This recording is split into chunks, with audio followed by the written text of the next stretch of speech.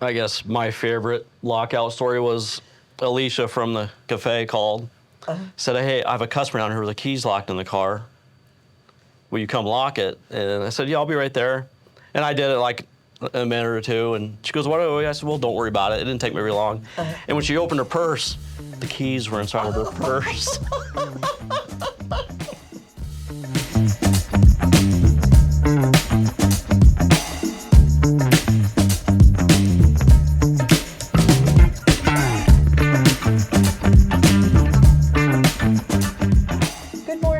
Welcome to Mills County Roots. I am Carleen Hall, and I'm here in Malvern, Iowa today with Don Graalfs at Little Red Service. Good morning, Don. Morning. How are you? Good. You're also Red. Yes. They call you Red, yep. Right? Well, I know we have some mutual friends, so the first time I heard your name, it was Donnie, so I will always, you'll always be Donnie to me. That's when I'm in trouble.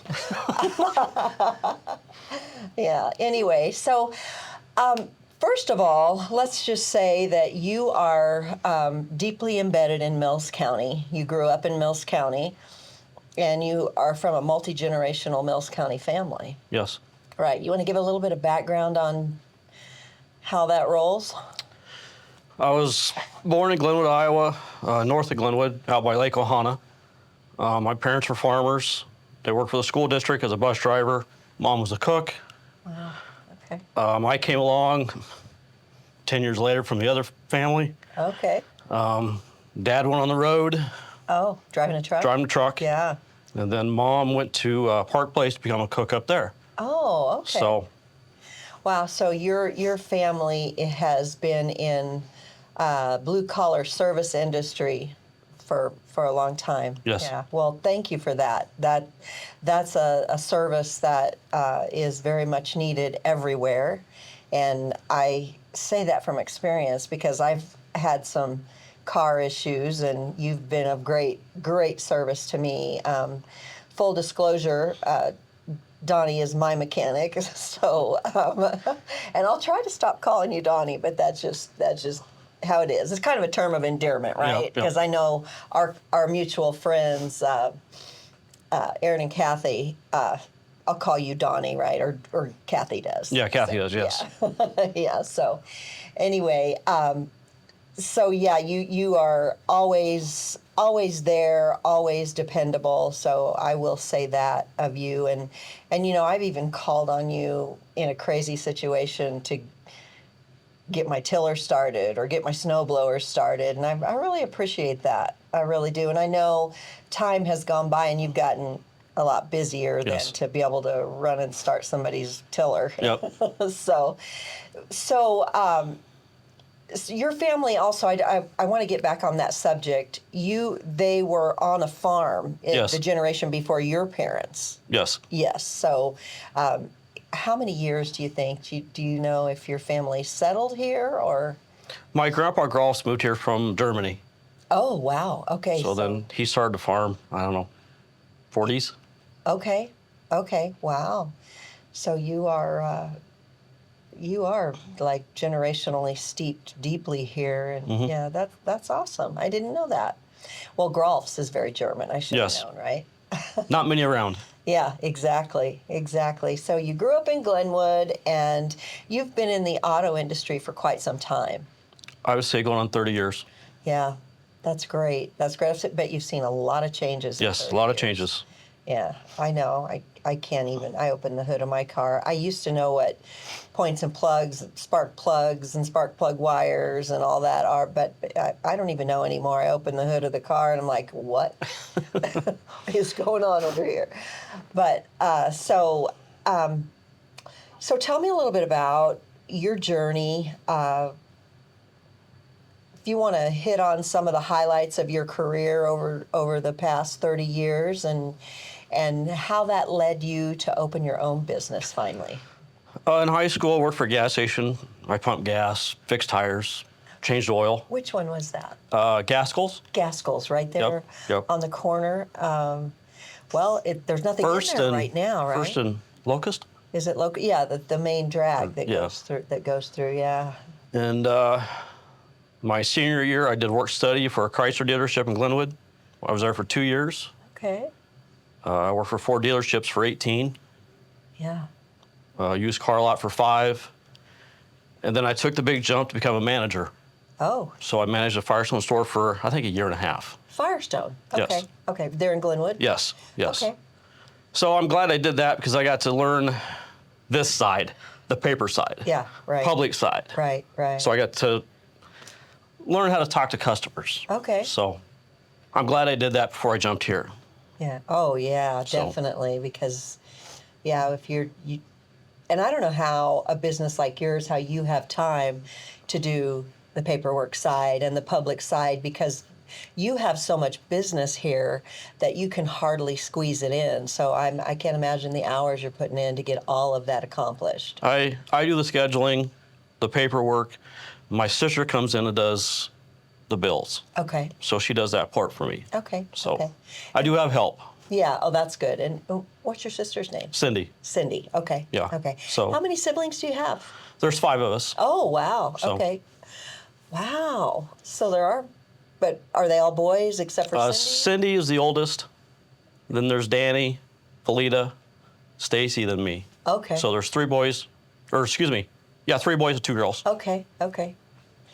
Oh, I forgot to shut my phone off. I'm going to have a little beep, but that's okay. Anyway, well, yeah. So, what do your siblings do, other than Cindy? Cindy's retired. Danny's retired. My brother Stacy works for a trailer shop. Okay. Siouxland. Okay. He's getting close to retirement. That's the one out on the interstate? Yes. Okay. My sister Valia's retired, but still works for Walmart part-time. Okay. Okay. Then I've got this. Yeah. Nice. Nice. Sound like a good, hard-working family. Yep. Yeah. Yeah, that's great. So you opened the doors here when? September 19. September of 19. Okay, so I know we were talking yesterday and you said you moved to town in 16. Yes. Because that's the year I moved to town. And I was saying I moved to town over Ragbri weekend, and that was the year that Ragbri went right through Malvern, and I didn't get much moving done that weekend. So, I mean, it was pretty amazing, though, 20,000 bicycles coming down Yep. that hill. It was pretty amazing. You'd never seen Malvern so busy. No. Yeah. So anyway, then you came along and you said, what, September, October? September 19. Okay. I opened this place up. Oh, yes. yeah, September 19. Yes. Yeah, okay. And how, did it just take off like a rocket? Was it a slow burn? How did that go?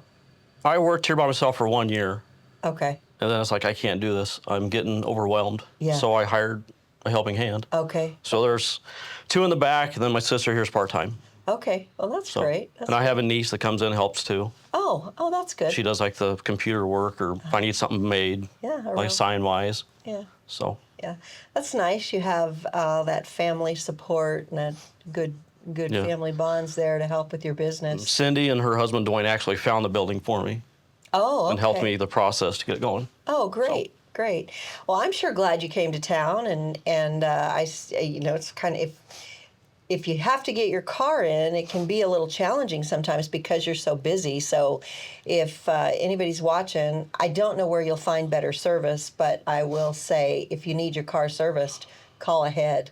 What a good time frame for somebody to plan ahead to get their car? I'm usually a week out on A week scheduling. out. Yes.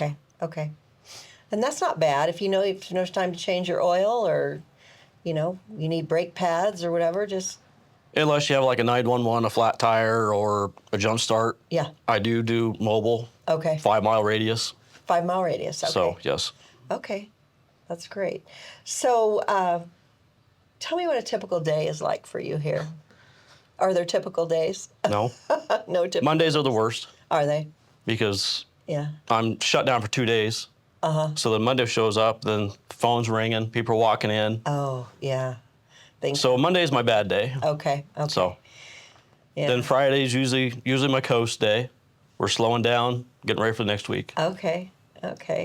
So what do you do for what do you do for fun? Let's talk about Donnie. I fish, I hunt. I've heard you're quite the fisherman. So You go fishing, you go hunting. That's got to be great therapy. it is. Yeah. Yep. Yeah, got to be great therapy. So how often do you get away and do stuff like that? Oh, I hunt once a year for deer season. Okay. I fish probably 6 times a year. Oh, yeah? South Dakota, Minnesota, Oh, that's great. Missouri. Get to go? Yeah. Yeah. Yeah, so are you lake fishing then? Yep. River fishing? Yep, lake fishing. Okay. So what do you go for? Tell me, what's your best fishing story? Give me your best fishing Oh, I don't know. I got so many. Well, I used to chase walleyes or bass first, and now I'm a crazy walleye fisherman. okay. I swap, so Okay. I love walleye fishing. So Okay. Okay. So what's your favorite fish to eat? probably the walleye, The walleye? Yep. Okay. Okay. How do you fix it? You cook it? deep fat fry it, Deep fat fried Yep. it. Okay. as long as I can. Deep fat fried fish. Well, it cancels each other, right? Because the fish is so lean and it's Yep. good for you, and then you have the deep fat fried. So we'll say it's a wash, right? Right. All right. So well, that's awesome. So you have regular customers. You have new customers. What? I have customers that followed me for the last 30 years. I came to town here. I've got new customers, Yeah. people I've never met. Okay. Okay. You know, people from Omaha, Bellevue, Yeah. come down. It's awesome. So- So that's really good. Yeah. I mean, really good, because that's, what is that, 25 miles? Mhm. Yeah, 25 miles to get your car worked on. Worth every mile. Yeah. Worth every mile. So I see a lot of little red wagons around, and you have a collection of antique toy tractors, I see. That's very interesting. Tell me about that. Those are my father's. Oh, okay. He started that collection before he passed away, and Okay. Mom thought I should get them. Yeah. So, Yeah, there they are. and I collect the Ford wrenches. They come out of Model A's, Model T's. Okay. So, the wagons, I've been called Little Red since the late 80s. Okay. Okay. The wagon fits. Yes, yeah, it So- does. Yeah, it does. Yeah, yeah. That there's also a BB gun. Like, what's it called? The Red Rider. Red Rider. Red Rider. Yep. Yeah. Yep. You have one of those? Not anymore. Yeah. I'm sure I had one back in the day. Right. So I'm looking around the room, and it's very interesting. And I will pan around the room so we can get the film of it. But behind us is the grill, a front end of a Ford Mustang. Tell me about that. That was an old race car front end.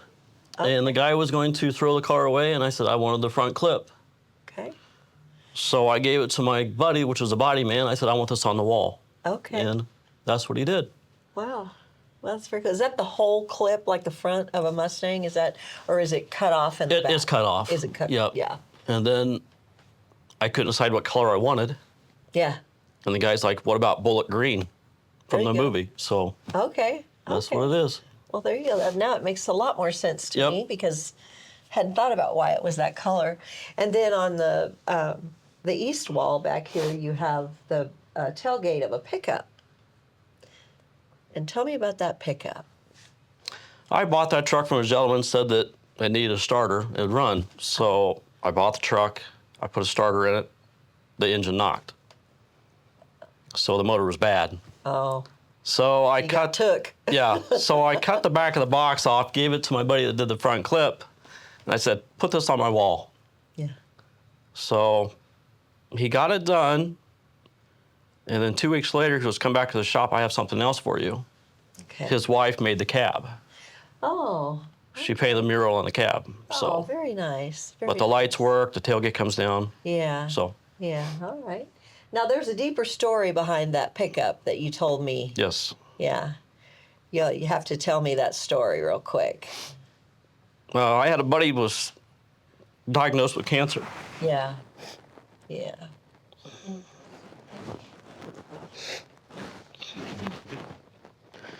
So he had a truck in a barn that was his dad's Yeah. that he rolled. Oh my goodness.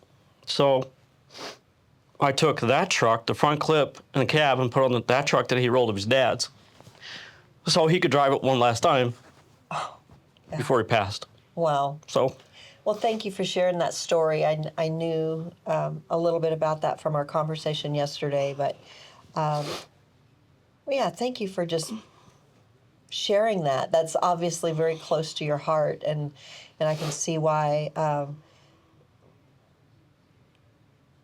There's a lot of things in here that are very emotionally attached to you, the tractors, and I didn't know that, so I probably kind of stirred up your emotion with that, and then the truck and stirred that up.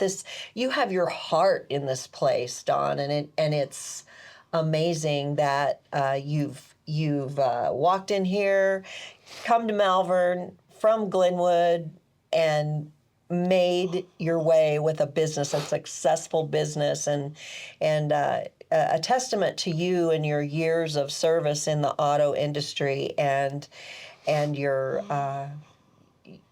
tight knit family.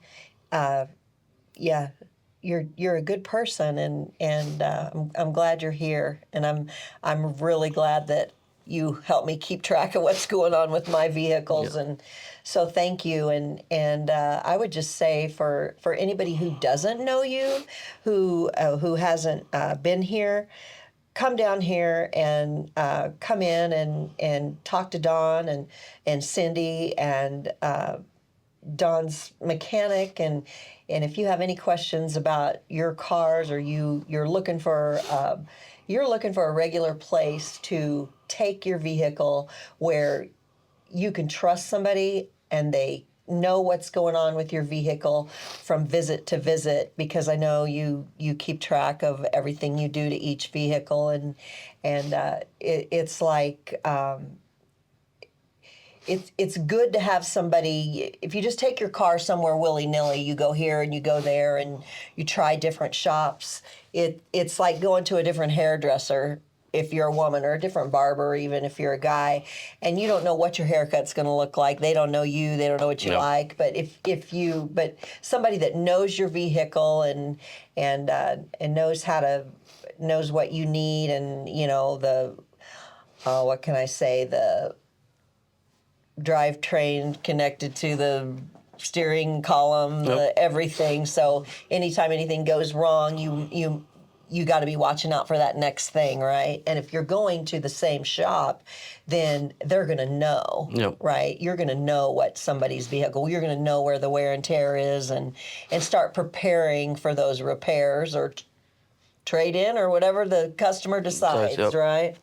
So yeah, this is it's a great shop.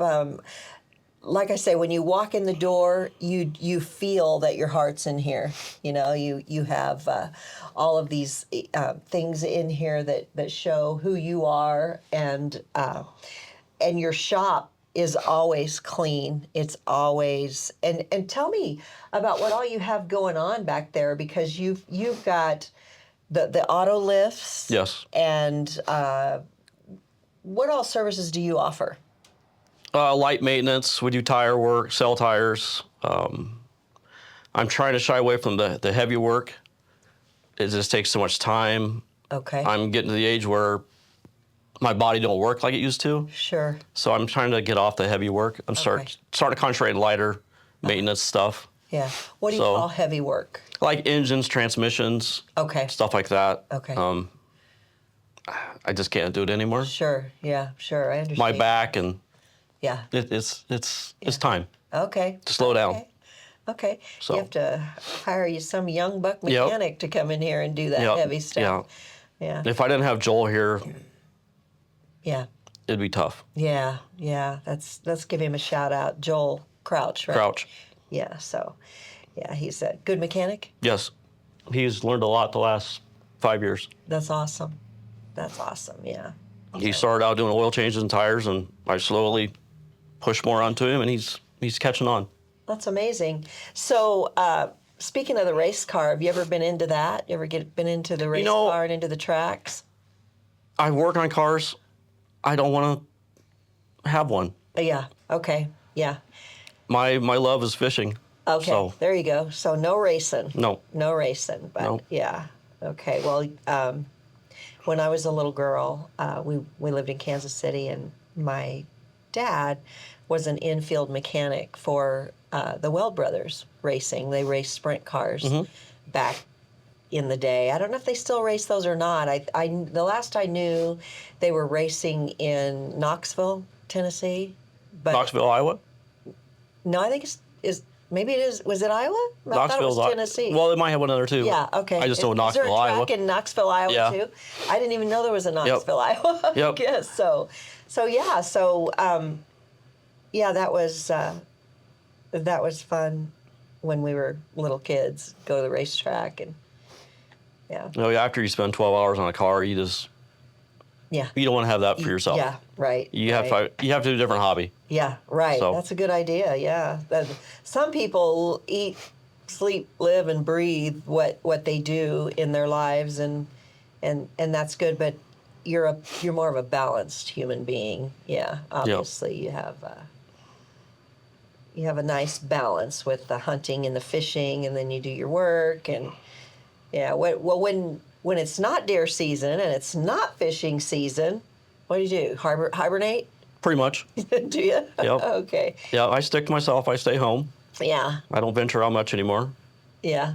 Yeah. So- We get to that age, don't we? Yep, Where the yep. venturing out thing is not top of mind anymore. So it's kind of nice to have that sit down solitude time.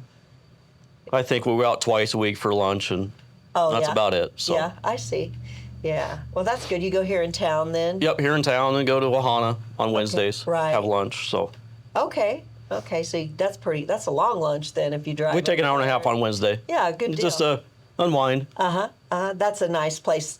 That's a nice place to go to lunch too. You walk in at Lake Ohana and you feel like you're walking into your friend's house, Yeah. right? It's a real welcoming. It's a real welcoming environment. I like to go over there. Yeah, here a couple weeks ago, I had a pretty good interview with Craig Nakamoto And Kyle, yep. and Kyle Nakamoto. Yeah, Yep. I didn't talk to Craig yet. I talked to Kyle. Anyway, well, Donnie, thank you so much for letting me come in today on a Saturday, Thank you. and You bet. for coming in here and let's say also, while we have the opportunity, that you're not normally open on Saturday, No, and if you're here, it's your catch-up day. that's my catch-up day. Right. So, not really taking in any vehicles or customers on Saturdays. I can't get parts delivered on Saturdays. Yeah. I was doing it for a while. I'd go to Glenwood get parts, but that takes an hour. Right. So it's like it's not worth it. Yeah. So- That's true. You can't make any money on your labor if you're running parts. So I come in and get caught up for the next week. Yeah. So that's what I'm doing today. Yeah. So I'll Nice. work on a car, make a few tickets, answer. If the phone rings, I answer it, say, hey, I'm not open. I will schedule for the week. Nice. They understand. Right. So Right. Yeah. Yeah. That's a good thing when you're in a community like Malvern, and especially you have your customers coming from elsewhere too, but people get to know your schedule. They get to know your vibe, and it just starts all fitting together. Yeah. But if you have a flat tire or a jump start or a lockout, I'm here on Saturday. I'll help. We'll do that. Yeah. Because that's something we can handle on a Saturday. I see. Okay. You do lockouts? Mm-hmm. That's good for me to know because I lock myself Yep. out of my car Yep. frequently. I'm glad to know that. Yeah. It's funny now, but it wasn't funny at the time. But we called a locksmith, and they come with this rubber wedge. Yep. And they put the rubber wedge in the window. The air bladder. And yeah, the air bladder first, and then that rubber wedge, and then they were able to get in and unlock the doors. But I've been locking the people in and out of their cars all my life. One time I locked my son in the car. I was on my way home from work. I was picking up the kids. I had him in the car, and I was picking up the girls from a babysitter. And I jumped out of the car. He was in the car seat, very secure. I jumped out of the car and ran up to the house to get the girls, and then I realized, oh my gosh, I locked the door because it's just habitual. I just lock doors.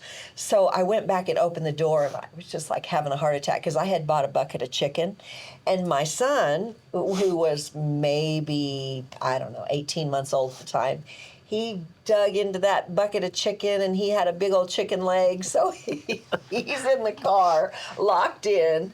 Well, I'm trying to get the girls in the car to go home.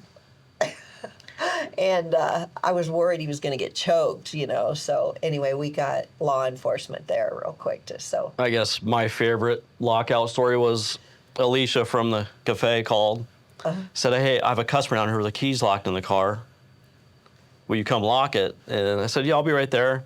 And I did it like a minute or two. And she goes, what? I said, well, don't worry about it. It didn't take me very long. And when she opened her purse, the keys were inside of her purse. So that was a good one. Oh, I think the worst thing the most anxiety I ever got of being locked out of a car is I drove to Chicago to watch my son play football when he was in college, and I was trying to get there before kickoff. I didn't plan my trip very well. I get out of the car, lock the door, shut the door. It was almost time for kickoff. I look on the console, and there lay my keys. Oh my gosh. And I left my keys there, and I ran into the stadium so I could see kickoff.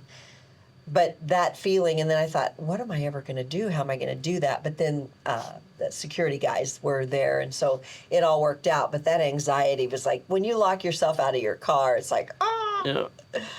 Yeah. One time I locked out down at Fremont County. I think I was out at I was at the grocery store in Sydney. And I think I'm probably pretty well known for locking myself out of my car. So Mike Wake sent a guy over there, a big good-looking policeman with a kitten. He brought a kitten with him. And I called Mike and I said, what are you doing? He said, I thought you'd enjoy that. So anyway, that was fun. Well, I should probably let you get going so you can get your catch-up work done today.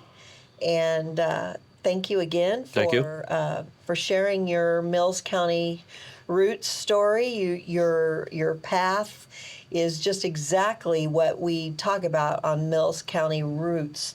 What was your route from where you started to where you are now? And thank you for sharing the depth of your heart and your story about your friend and sharing for that you have these tractors that belong to your father. I really appreciate you being so transparent and sharing your heart with us, because people get to know who you are like this. So thank you. It was a pleasure. Thank you. Yep. Thank you for joining us here on Mills County Roots, and we look forward to seeing you again tomorrow. Thank you.